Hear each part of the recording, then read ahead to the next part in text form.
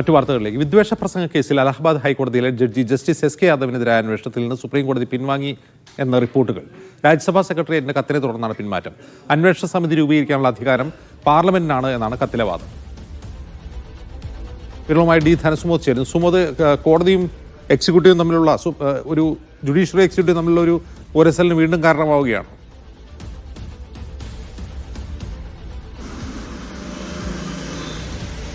S K യാദവിൻ്റെ ഒരു വിവാദ പ്രസംഗം നാം എല്ലാവരും കേട്ടതാണ്. ഭൂരിപക്ഷത്തിന് ന്യൂനപക്ഷം കീഴടങ്ങണം എന്ന തരത്തിലുള്ള വലിയ വിദ്വേഷ പ്രസംഗം, വിവാദമായ ഒരു പ്രസംഗം തന്നെയാണ് നടത്തിയത്. ഇതിന്മേലുള്ള ഒരു അന്വേഷണ സമിതി രൂപീകരിച്ച് മുന്നോട്ട് പോവുകയായിരുന്നു സുപ്രീം കോടതി. പക്ഷേ എങ്കിൽ പോലും സുപ്രീം കോടതി ആദ്യം ഇക്കാര്യം രാജ്യസഭാ സെക്രട്ടേറിയറ്റിലെ ഉപരാഷ്ട്രപതിയെ ഇക്കാര്യങ്ങൾ അറിയിക്കുകയും ചെയ്തിരുന്നു.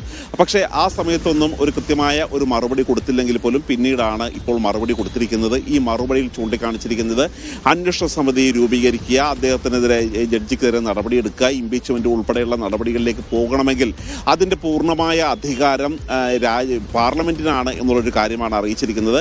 അതോടുകൂടി തന്നെയാണ് ഇപ്പോൾ ഒരു പ്രത്യേക അന്വേഷണ സമിതി രൂപീകരിച്ച് മുന്നോട്ട് പോകാനുള്ള ഒരു തീരുമാനത്തിൽ നിന്നും സുപ്രീം കോടതി പിൻവാങ്ങിയതായിട്ടുള്ള റിപ്പോർട്ട് വരുന്നത്. കാരണം ഹൈക്കോടതി ജഡ്ജി ആയാലും സുപ്രീം കോടതി ജഡ്ജി ആയാലും ഇവർക്കെതിരെ നടപടിയെടുക്കണമെങ്കിലും ഇവർക്കെതിരെ അന്വേഷണം നടത്തണമെങ്കിലും ഇപ്പോൾ നിലവിലെ നിയമം അനുസരിച്ച് വലിയ തരത്തിലുള്ള ഒരു നിയമ പ്രക്രിയ ഇതിന് പിന്നിലുണ്ട്. അത് പാർലമെന്റിലാണ് തുടങ്ങി വെക്കേണ്ടത് എന്ന് ചൂണ്ടിക്കാട്ടിയാണ് ഇക്കാര്യത്തിൽ ഒരു പ്രതിരോധം പാർലമെന്റ് തന്നെ സൃഷ്ടിക്കുന്നത്. ഇതുവഴി വലിയ തരത്തിലുള്ള വിദ്വേഷ പ്രസംഗം നടത്തിയ ജസ്റ്റിസ്